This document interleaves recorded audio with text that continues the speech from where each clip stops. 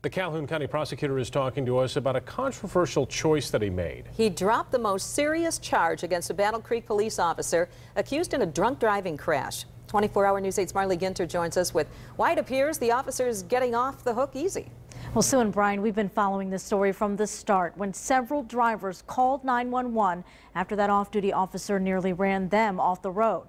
Tonight, we asked the prosecutor why that officer isn't getting the more serious charge. It was not done as a police investigation. Now everyone's going to be held into account because somebody else didn't do their job. A frustrated Calhoun County prosecutor says his decision to drop 2 counts against Battle Creek officer William Gensch was based on the law and what he felt he could prove in court.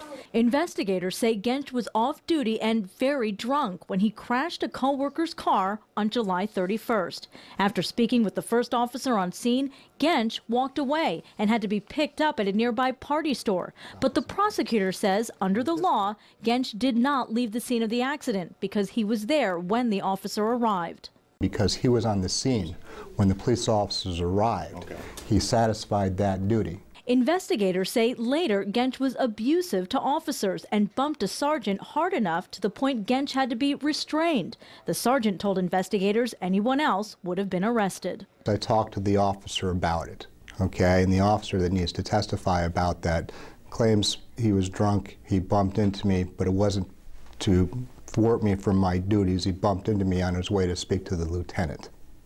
So I run into a problem. You've got something in a police report, I've got something in a police report, but I have to rely on testimony.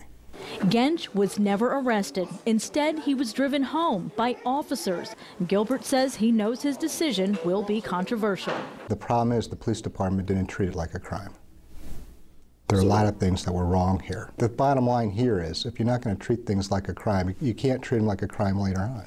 As for allegations Gensch is getting a break or preferential treatment, he is not going to get preferential treatment from me. Now, if he'd been convicted of a felony, Gensch would have been barred from being a police officer, but now he's only facing a misdemeanor. He was suspended by the department for 20 days. The responding lieutenant was demoted to sergeant without the possibility of future advancement. Brian? Thank you, Marley.